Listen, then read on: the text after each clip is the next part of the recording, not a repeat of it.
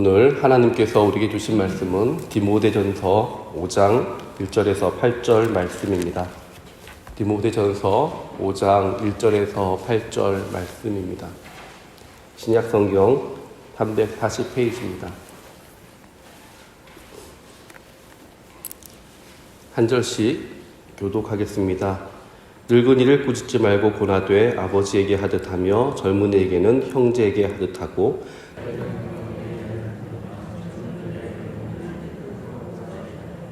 찬 가부인 과부를 존대하라.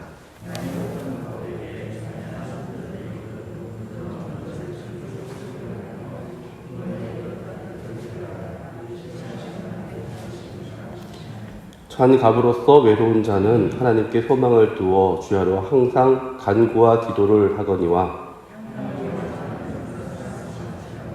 내가 또한 이것을 명하여 그들로 책망받을 것이 없게 하라. 누구든지 자기 친족 특히 자기 가족을 돌보지 아니하면 믿음을 배반한 자요 불신자보다 더 악한 자니라. 아멘. 할렐루야. 지난밤 평안하셨습니까? 지난 2월에 새벽 예배 설교를 하고 그 다음 주에 교회가 이렇게 폐쇄가 돼서 거의 3개월 만에 처음 이렇게 새벽 예단 새벽 설교를 하게 되었습니다. 또 하나님께서 이렇게 세워주신 것에 대해서 또 하나님을 찬양하며 또 지난 3개월 동안 어려움 가운데 또 열심히 또 기도로 또 신앙생활해 주신 모든 성도님들에게 감사합니다. 오늘 읽은 본문은 디모데전서 5장 말씀입니다. 이 말씀은 3장 14절에서 15절부터 이어오는 그런 말씀입니다.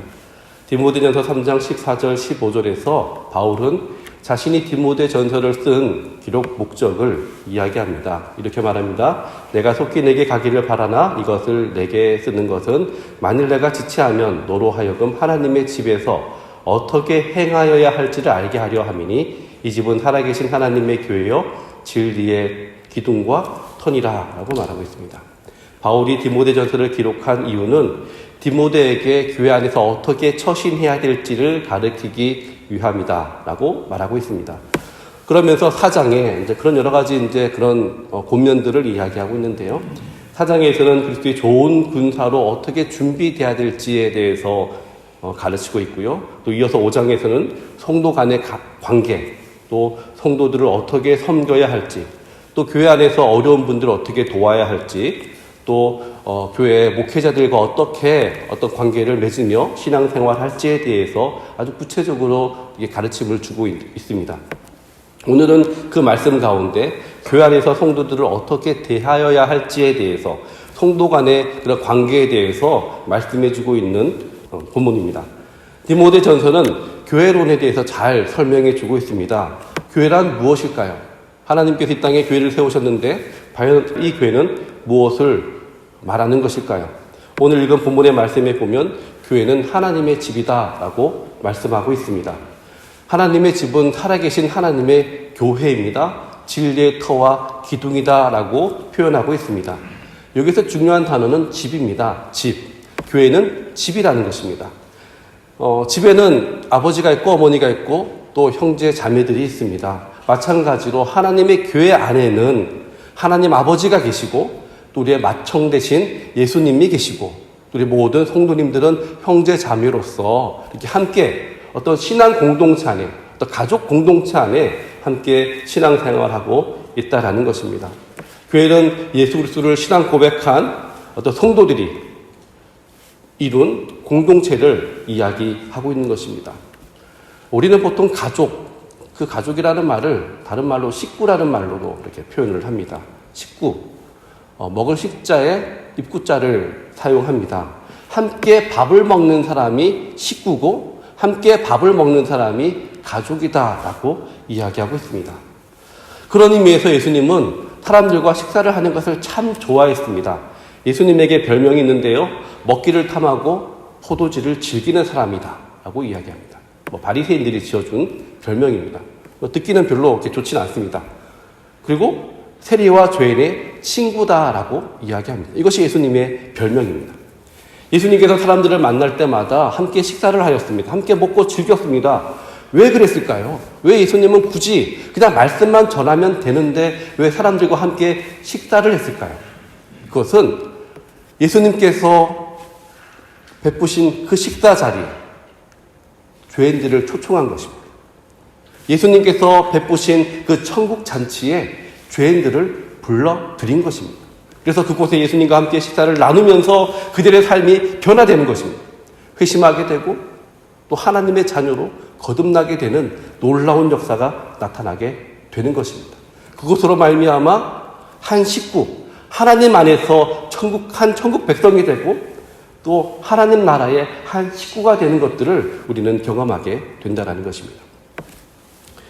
예수님께서 말씀을 가르치실 때 예수님의 어머니와 형제들이 찾아옵니다.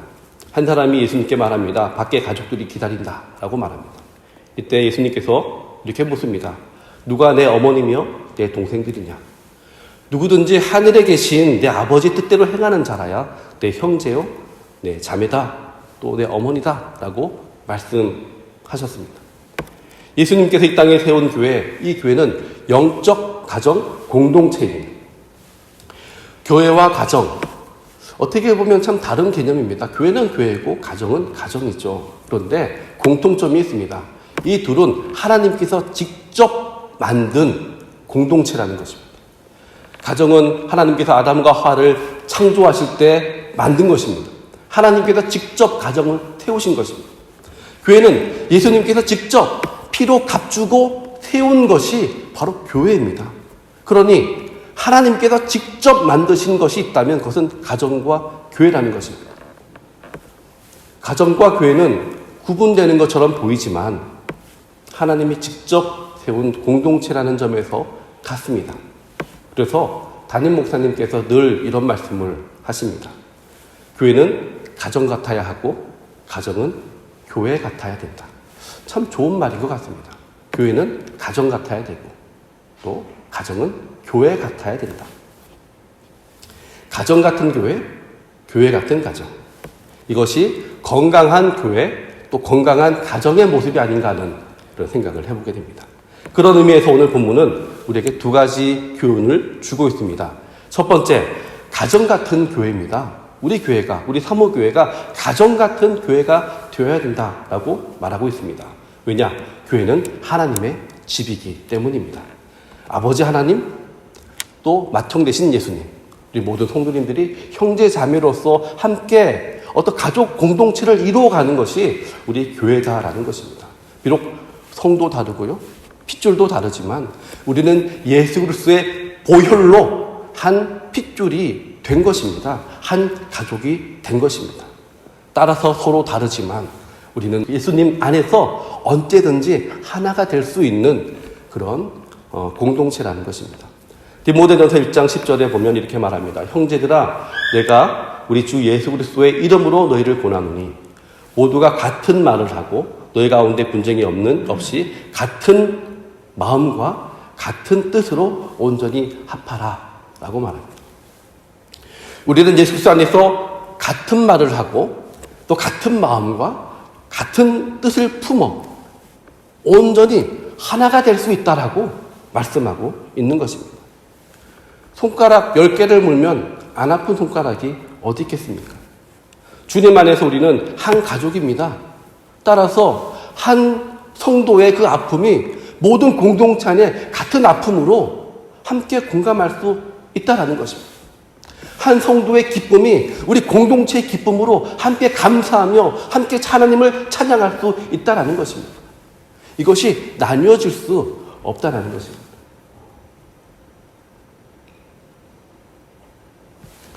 오늘 말씀 1절과 12절 말씀 함께 다 같이 한번 읽어보겠습니다. 1절과 2절 말씀 시작. 늙은이를 꾸짖지 말고 권하되 아버지에게 하듯 하며 젊은이에게는 형제에게 하듯 하고 늙은 여자에게는 어머니에게 하듯 하며 젊은 여자에게는 온전히 깨끗함으로 자매에게 하듯 하라. 그 안에 남녀노소 다양한 세대가 존재합니다. 한 마음을 품어야 되는데요. 그 안에는 다양한 세대가 존재합니다. 갓난아기부터 시작하여서 90, 고령에 이르기까지 다양한 세대가 존재하는 것이 교회입니다. 이런 다양한 세대가 공존할 수 있는 것이 어떻게 보면 참 건강한 모습이 아닌가, 우리 대가족 이렇게 생각하는 것처럼 건강한 교회의 모습이 아닌가 하는 생각을 하게 됩니다. 그런데 여기는 참 어려움이 있습니다. 왜냐하면 소통에 문제가 있다는 것입니다. 소통에 문제가 있어요. 오늘 본문에 보면 늙은이를 꾸짖지 말고 라고 말합니다. 늙은이를 꾸짖지 말고. 참 이 말씀을 읽으면서 이걸 어떻게 받아들여야 될까 고민을 많이 했습니다. 어떻게 어르신이 무슨 잘못을 했길래 꾸짖을까? 그리고 그 꾸짖는 것을 보고 또 꾸짖지 말라고 이야기하는 거잖아요. 꾸짖었으니까. 왜 이런 말을 할까라고 좀 고민을 해봤습니다. 그런데 이 꾸짖다라는 말이 헬라어로 에피플레소라는 말인데요.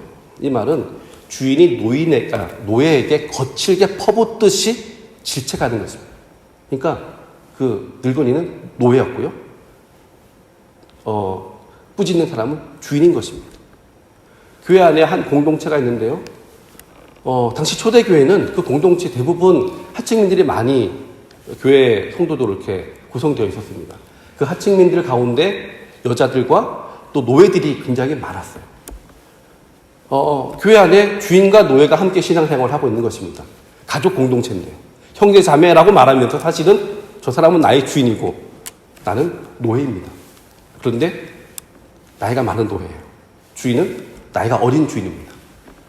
당시 관례상 당연히 주인이 노예에게 함부로 할 수 있죠. 나이가 많고 적음을 떠나서 함부로 할 수 있습니다. 그것을 보고 바울은 야, 그러지 마라. 최소한 교회만큼은 그러지 마라. 왜? 우리 한 가족이니까 왜 그러느냐라고 이야기를 하는 것입니다. 우리 대한민국에서도요, 기독교가 처음 우리나라에 들어왔을 때 이런 문제들이 있었다라고 이야기를 합니다. 그 당시는 이제 그 양반과 또 이렇게 노비 이런 신분의 차이가 있었잖아요. 교회 안에 노비와 또 주인이 함께 신앙생활을 합니다. 어떤 예가 있습니다. 금산교회라고 조덕삼이라는 그 주인과 이자익이라는 노비가 있는데 그 두 사람이 열심히 신앙생활해가지고 전도해가지고 교회를 세웠습니다. 나중에 교회가 크면 이제 장로를 세우잖아요. 장로 투표를 했는데 당연히 양반이 조덕삼이 그 장로가 될 줄 알았는데 아닌 거예요. 노비인 이자익이 장로가 된 거예요. 그러니 어떻게 해요? 내가 주인인데. 그런데 그 조덕삼이 하나님께서 이 이자익을 이 교회 장로로 세운 것은 전적으로 하나님의 뜻이다. 내가 그 하나님의 말씀에 순종하는 마음으로 평생 장로님으로 섬기겠다라고 이야기를 했다라는 그런 미담이 있습니다. 사회적으로 나보다 낮아도 우리는 주님 안에서 하나가 될 수 있다라는 것입니다. 세상은 그렇지 않죠. 얼마 전에 한 아파트 경비원이 자살을 했습니다. 아파트의 나이가 한참 어린 그 입주민이 그 경비원을 심하게 꾸짖고 폭행까지 했다라고 합니다. 참 슬픈 일입니다. 세상은 사회적으로 경제적으로 우위에 있다고 하면 그렇지 못한 사람들을 함부로 대하고 갑질을 하는 그런 경우들이 있습니다. 그러나 교회 안에서 어떻게 돼야 될까요? 교회는 다르다라는 것입니다. 세상은 그럴지 몰라도 교회는 한 믿음의 가족 공동체라는 것입니다. 그러니 주인, 노비 필요 없습니다. 주님 안에서 한 형제요, 자매다라고 성경은 말하고 있는 것입니다. 그렇다면 우리는 성도들을 어떻게 대해야 할까요? 꾸짖지 말라라고 이야기하면서 권하라라고 말하고 있습니다. 여기서 권하라라는 말은 헬라어로 팔라카레오입니다. 팔라카레오. 이 팔라카레오의 뜻은 격려하다, 위로하다, 지지하다라는 의미를 가지고 있습니다. 우리는 다른 성도들을 대할 때 꾸짖거나 비난의 말로 이야기하는 것이 아니라 격려하고 위로하고 지지하는 말을 해 주어야 된다는 것입니다. 그 생각이 내 생각과 다르다 할지라도 들어주어야 됩니다. 위로해주고 격려해주고 지지해줄 수 있어야 된다는 것입니다. 고나다라는 이 팔라카레오는 파라클레토스라는 이 단어와 어원을 같이 합니다. 파라클레토스는 다른 말로 보혜사라는 뜻을 가지고 있습니다. 보혜사, 성령님. 보혜사는 도움을 주는 자, 상담과 위로자, 지지자라는 뜻을 가지고 있습니다. 우리가 교회 안에서 어르신들 대할 때 어머니, 아버지처럼 대하듯이 또 젊은 사람들을 형제, 자매듯 대하면 되는데 그들을 대할 때 마치 성령님이 우리를 위로해 주시고 또 격려해 주시고 지지해 주시는 것처럼 우리들 또한 성령님께 받은 그 은혜대로 다른 사람들에게 똑같이 말을 해야 된다는 것입니다. 사람들 간에 다툼이 생기는 이유는 무엇일까요? 그 사람이 나빠서 다툼이 일어나는 것이 아닙니다. 사람이 나쁘면 얼마나 나쁘겠습니까? 단지 의견이 다를 뿐입니다. 그런데 간혹 의견이 같아도 다투는 경우들이 있어요. 회의를 하다 보면 아주 격렬하게 토론을 합니다. 한참 토론을 해요. 그리고 결론은 당신과 내가 같은 말을 했다라는 결론입니다. 자기 말만 하고 듣지 않으니까 같은 생각을 하고 있는데도 자기 말만 하는 겁니다. 아주 격렬하게 토론을 하는데 결국 아무것도 남는 게 없어요. 그냥 결론, 이미 정해진 결론입니다. 소통에 문제가 있다는 것입니다. 다양한 세대가 공존하고 있는 교회, 이 소통의 문제 참 어렵습니다. 이 소통의 문제를 해결할 수만 있다면 참 좋을 텐데 그러기 참 어렵습니다. 이때 필요한 것이 사랑의 언어, 섬김의 언어입니다. 한 전화 상담원이 상담 전화를 받은 이야기입니다. 잠깐 한번 들어볼게요. 네? 네, 여보세요? 오늘요? 여기 LG 플러스요. 예? LG 플러스요. 플러스요? LG 플러스요. 어디? LG 플러스요. LG 플러스라고? 예, LG 플러스요. 이번에 거기가 어디세요? 900m예요. 예? 900m라고요. 무게차? 무게센터라고 얘기. 무게차? 무슨타이 아니고 여기 900m예요. 무게센터에 들어가고요. 무슨타이 플러스 아니고 여기 LG 플러스라고. LG 플러스라고? 알겠어. 여기 LG 플러스. 이상하다. 그럼 어떻게 해야 돼요? 네, 여기까지 하겠습니다. LG U 플러스에 전화가 걸려왔는데 할머니가 아마 잘못 누른 것 같습니다. 그래서 행복을 드리는 LG U 플러스 상담원입니다 라고 했더니 할머니가 어디에 불났냐고, U 플러스를 불났냐고, 심지어 목욕탕에 불났냐고 이렇게 이야기를 합니다. 소통에 문제가 있죠. 소통에 문제가 있는데 이 상담원은 끝까지 친절하게 이 할머니와 소통하려고 노력을 합니다. 그래서 이게 유튜브에 이 영상이 올라온 것을 보았습니다. 비록 업무상 친절하게 대해야 되니까 이렇게 전화를 받았겠지만 말이 통하지 않는다고 막 짜증내거나 이렇게 책망하거나 또 그런 것이 아니라 끝까지 참고 이해하려고 하는 그런 또 사랑의 언어, 또 섬김의 언어, 이것을 우리가 가져야 된다는 것입니다.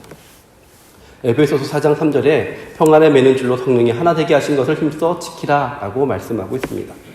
우리 안에 성령님이 오래 참으시고 겸손과 온유함으로써 우리의 말에 귀를 기울이는 것처럼, 성령님이 우리의 말에 귀를 기울이는 것처럼 우리 또한 다른 사람들의 말에 귀를 기울여야 된다는 것입니다.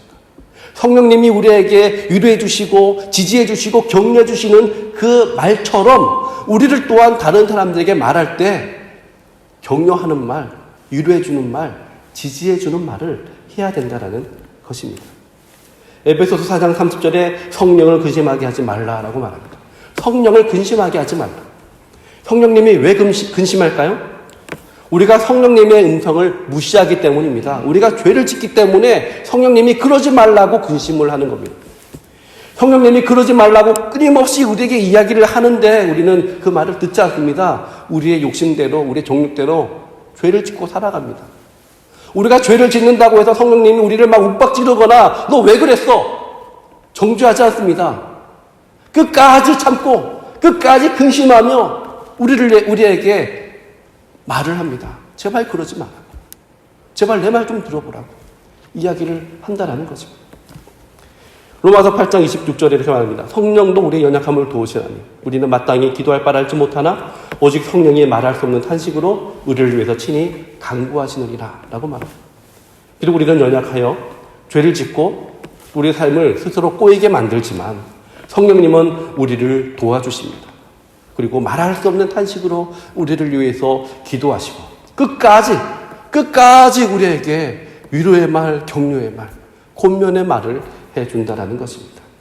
그리고 믿음 안에서 다시 시작할 수 있게끔 우리에게 역사하신다는 것입니다. 사랑하는 성도 여러분, 예수 그리스도 안에서 우리는 한 가족입니다.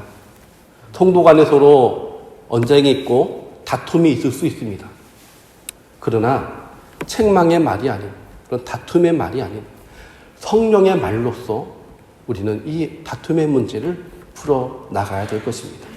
성령님이 우리에게 그러하셨던 것처럼 우리 또한 위로의 말로, 격려의 말로 서로를 지지하며 서로를 격려하며 위로하며 따뜻한 사랑의 언어로, 섬김의 언어로 서로 소통할 수 있어야 되는 것입니다.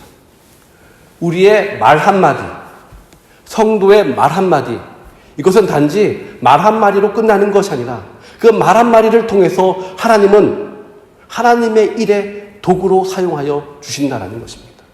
성령님이 성령의 그 음성을 우리에게 들려주시듯이 하나님은 우리의 음성을 통해서 성령의 음성을 다른 사람들에게 전달해 준다라는 것입니다. 그러니 우리가 말을 할 때, 지금 다 마스크를 써서 말을 많이 하지 않지만 말을 할 때 정말 성령님의 그 말로 또 사랑의 말, 위로의 말로 함께 소통해야 된다는 것입니다. 요즘 코로나19로 성도 간의 모임이 사라지고 모두들 힘들게 신앙생활하고 있습니다. 이럴 때 보통 매일 혹은 일주일에 몇 번씩은 부모님에게 전화를 하잖아요.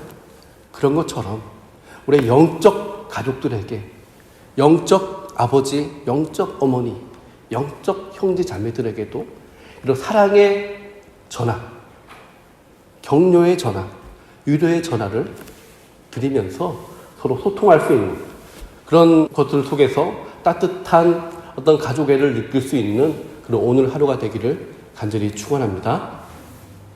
기도하겠습니다. 하나님 아버지 감사합니다. 코로나19와 같은 이런 위기 시대에 사모교회를 축복하여 주시고 하나님의 사랑이 가득한 교회가 되게 하여 주시니 감사합니다. 하나님 또한 주님 안에서 귀한 믿음의 가족들을 만나게 하여 주시고 또 주님의 교회가 하나님의 넘치는 사랑으로 하나가 되게 하여 주시고 또 그것을 통해서 하나님의 귀한 은혜를 나눌 수 있도록 하나님 함께 하여 주시니 너무나도 감사합니다. 하나님 저희들에게 사랑의 말 또 섬김의 말을 허락하여 주시옵소서. 우리 교회가 더욱더 가정 같은 교회가 되게 하여 주시고 이 교회를 통해서 이 땅에 그 따뜻한 하나님의 사랑이 또 하나님의 은혜가 흘러나갈 수 있도록 하나님 도와주시고 역사하여 주시옵소서.